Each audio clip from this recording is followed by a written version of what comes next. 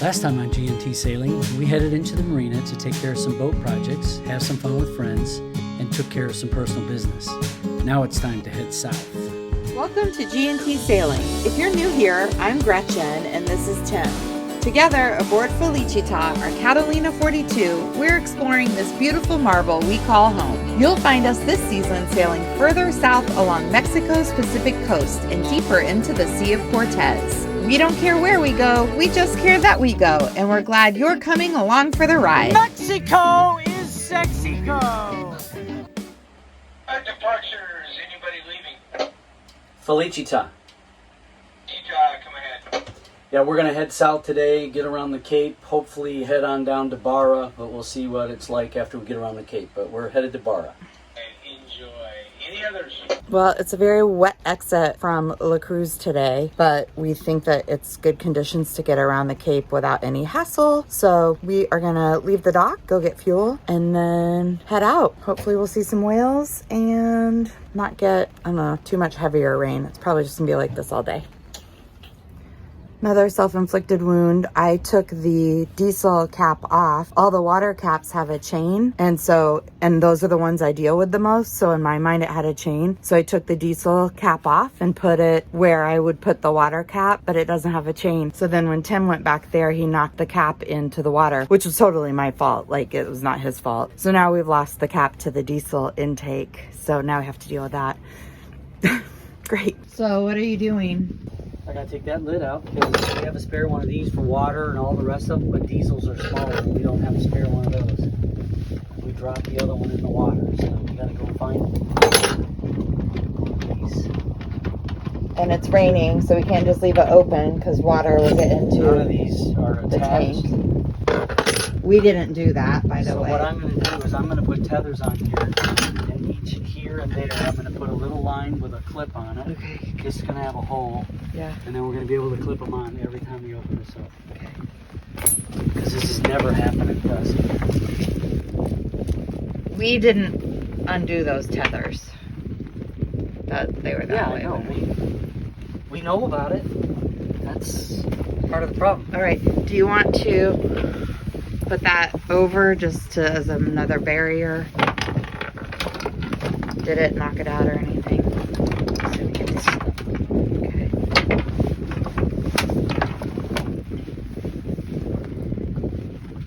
Tim said he's afraid we're too stupid to be cruisers. Yeah, I question it. I'm starting to question it. Because everything we do, it's like the first time we've done it. Even though we've done it a million frickin' times.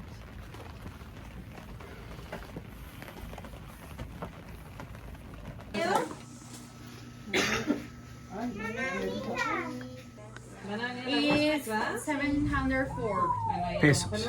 So now that we just had victory, I'm going to be celebrating with, what am I having? Horchata. Horchata. And I already celebrated with a carnita. 3 carnita tacos. And a half, because he ate half of one of mine. So good.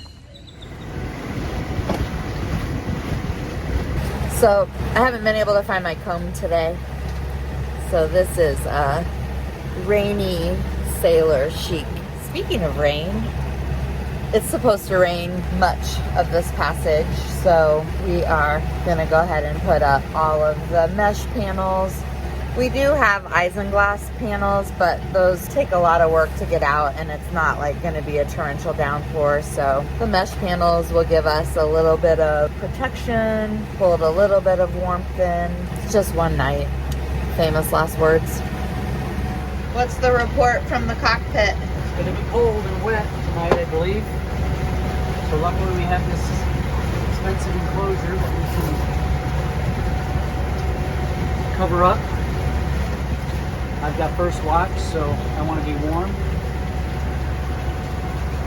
Looking forward to some more sunshine someday soon.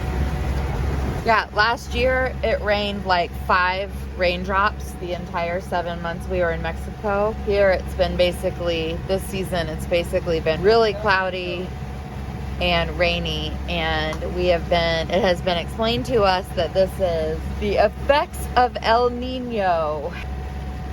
So, here we are.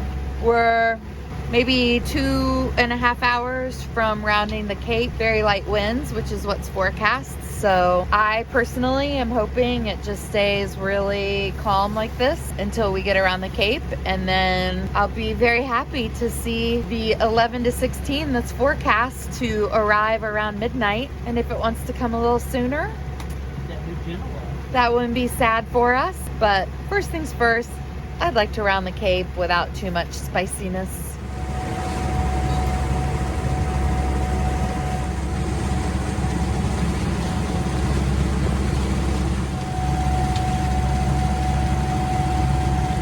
What is the noise that you heard earlier?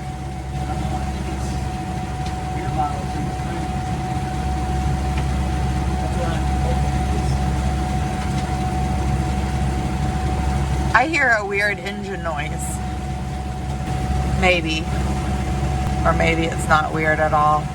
Can't think of a better place to be stuck though. Yeah, so update, not long after I was sharing about our plan to go around the Cape, we started getting engine alarm, tried to do a few things, had weird smells, a weird pop. So we turned the engine off, we turned around, we were 17.5 nautical miles from La Cruz, so we're just sailing the course straight back to La Cruz. Fortunately, the wind is allowing us to go straight for our target, and it's raining but not hard, just kind of what it's been doing all week. We are trying to get in touch with people to see if maybe there's somebody that could help with a hip tow to help us anchor. Otherwise, we'll anchor under sail, which we've done that 0 times on this boat. Whatever, I'm sure we'll be able to figure it out. And we have a really freaking amazing anchor. So as long as we can get it down and like go backwards without hitting anything, the anchor will set. We'd have to get the motor on, but if we get close and it's 0 wind, we can, and nobody's available or knows we need help, then we can help ourselves. But this is pretty disappointing, but we just have to stay in the moment and not really play out beyond. What are your thoughts right now? Like I was saying earlier, I'm trying really hard not to catastrophize, but it's hard not to because of the engine stuff. You know, I don't know much about it, so yeah, it's easy to think it's the worst. Yeah, but at least we're in a really major yachting area. This is a great place to be stuck. We have friends there.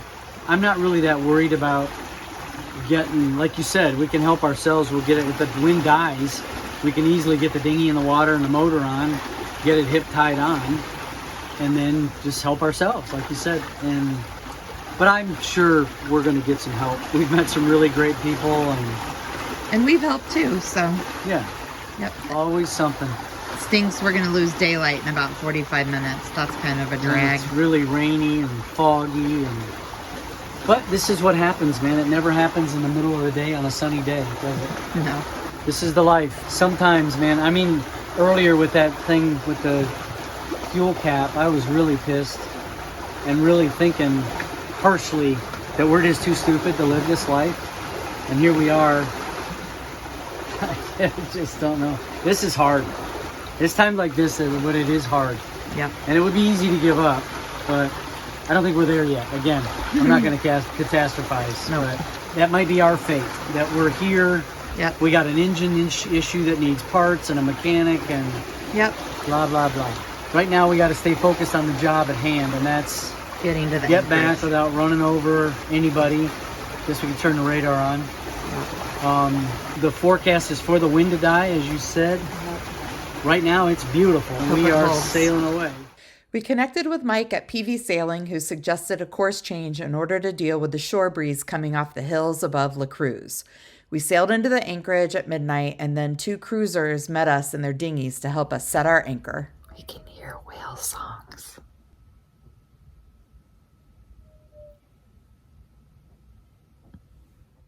Yeah, you can hear it plain as day. That is so cool. I heard that last night. I had one of those nights where I had to poop for about a half an hour. Oh, I just got that on video. Thanks for sharing. And the horn goes off and you don't know what it is. Right, but I did, the very first time the horn went off, the first thing that happened, because I was at the helm, the first thing that happened was that the low oil pressure light came on. No horn. And then maybe 15 seconds later, the alarm started going. So the first time I heard an alarm at the helm, it was 15 seconds after a low pressure oil. So that's when we turned the engine off and started checking the oil. Because the first thing we started chasing was the impeller in the water. That's the first thing. Yeah. And we ruled all of that out very quickly. Then we went to the oil. And it was on the dipstick just below the low level mark. So I added some and I kept checking it, and then you'd run it again. And it would run for a minute. And then the alarm went off again. So then we turn it off. We turn it off, check the oil, and then it was still just below the high level mark. Put a teeny bit more in, ran it again, I think 3 times. And then remember, we checked it and it was low again on the dipstick. Yeah, exactly. So then we put a little more in. Anyway, we start and stop and do all this about 3 times, and we can't get the horn to stop blowing. So we called Mike, who's out to dinner with June and Charlie, having a burrito. Not in Mexico. And he says, well, what's the temp? He said, get your heat gun out and see if the temp that you shoot on where the sensor is matches the gauge. That all did. Of course, there's no batteries in the heat gun, but that just took a second to get batteries in it. Got that going. Then, he's telling me where the oil, he thinks that it's an oil pressure sensor problem, that the horn might not be real. So he says, rev it up and then back down and see if you can't get the oil pressure moving and that gauge. And to recalibrate the gauge or reset the gauge. So then we did that. The horn did not go away. Then he says, why don't you try the next time the horn comes on, take the temperature sensor wire off and see if the alarm goes off. But while we were running to get to that, we turned it back on and you cranked it up to 2000, and I was waiting for the horn. And then I was going to take that wire off. And then I started smelling something. Yeah, before. And I heard a pop. I mean, like a backfire is really the best I can explain it. And we were both like, whoa. And we just shut it down. And because then the smell I was smelling after the pop smelled even more intense. And it smelled... Yeah, and I was worried... And I know we've ruled this out, but I was worried that you turned the key off without turning the motor off, which I've read will blow the diodes in the alternator, and I was worried that something electrical happened. It still may be something like... I don't think it's electrical. And I don't think I did that, but also we don't know. In the heat of the battle, now it's just to get somebody that knows what the hell they're doing, looking at it and listening to it. And figure it out. As soon as we heard that pop, we said, okay, let's turn around. So Well, and in the meantime, you had gotten the main out. There wasn't much wind, remember? And there was no wind, but we got the main out. And it was kind of flogging around a little bit because we were bouncing. There was really no wind to speak of. And no sea state. No sea state. So we had the main out. We said, let's shut this thing down. We got to turn around. We're 18 miles from port, so let's just get back. Obviously, we're not going to keep going another 100 miles. Obviously, it made sense to turn around because we are only 18 miles away from a place where there are a lot of services. All right, so you start turning the boat. I roll the head sail out to help get it around. I don't think we're turning, but you said we're already turned around. We set the sails, and within minutes, it seemed like the wind picked up. And it was absolutely out of the perfect direction for us to beam reach back on our freaking rum line. So we made the decision to turn around. The boat was really moving. We were going 8 knots. And so now it was like, okay, now we have to start thinking about the process of getting into the anchorage and all of that. So we have never practiced, even though since we bought the boat since 2018, we've said we really should practice sailing on and off the anchor. And then, we never do that. So if you out there find yourself saying that, just put that on your list and actually do it. I've wanted to do it. You've poo-pooed the idea like when we're in an anchorage, I've wanted to sail off of it, and you have poo-pooed the idea. Okay, let's have a little bit of boat therapy. Insert boat therapy logo here. It's not like there's been a morning where we've said, we're going to, like, this is going to be our mission today. We're going to practice this. That's how those things happen. That's what needs to happen. Yes. Right. And so so it's a little bit unfair to be like, oh, it's not like you've been like, Gretchen. No, we're going to really prioritize this today. And I've poo-pooed it. Exactly. You've been like, as we're getting ready to leave, you're like, we should sail off the anchor. Exactly. And I'm like, I'm not, like, No, that's I'm not doing successful. that. We haven't planned it out for a week. I'm not doing that. This feels exceptionally unfair at this moment. All right. I think it should be we haven't prioritized it. Thank you. Okay. So, but we're here. We're safe. More to come on the engine. Everyone we talked to said Javier is the mechanic we want, so we went in search of him. We left our info at the yard, and the waiting game begins. In the meantime, one of the great things about Marina La Cruz is the incredible sailing community and all the seminars available. Here, Mike from PV Sailing and Jamie from SV Totem are sharing wisdom about how to inspect sails.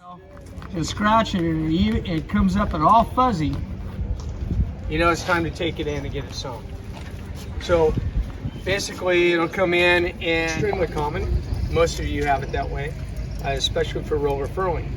And like Jamie said, it should be covered. So if you're coming to have your UV covers re-sewn or replaced, you want to talk with your sailmaker and have them cover the clew and not just do it the way it was. So the load out of the clew radiates, and so here it's going diagonally across the panel. Here are the strong yarns, here are the weak yarns, here's no yarn. The cloth gets a little bit of stability here, be the tightness of the weave, and then the plastic coating in the finishing process. And the more you bias load or overload one side versus the other, the more the bias stability breaks down, and your sail will bag out and look nasty. So sail trim has a huge impact on the ability to keep that bias so it doesn't.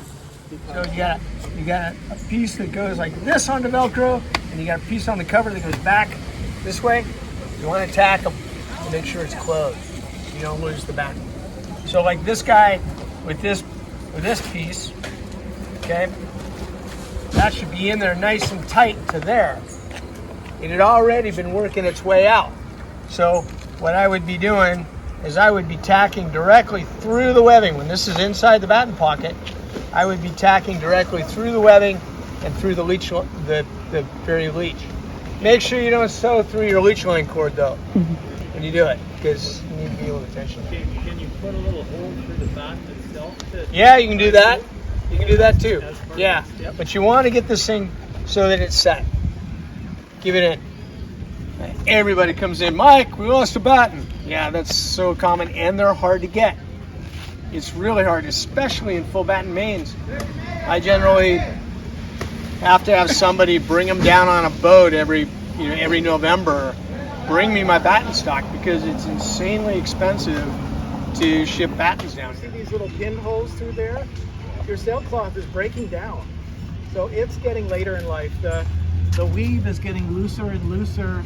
The resins that stabilize the bias stability in the sails are breaking down, and the sail integrity like jumps off a cliff. So in a sail off, we do it by literally holding the sail up and crawling under and looking at the lights. And we're looking for those pinholes or wear variations in the cloth. But when you're sailing, you can do it just as well with the sun behind the sail. So do that. Well, it's a bummer that we are not further south, but at least we're back in the anchorage so we can be watching some pretty sunsets. Not too shabby, Banderas Bay.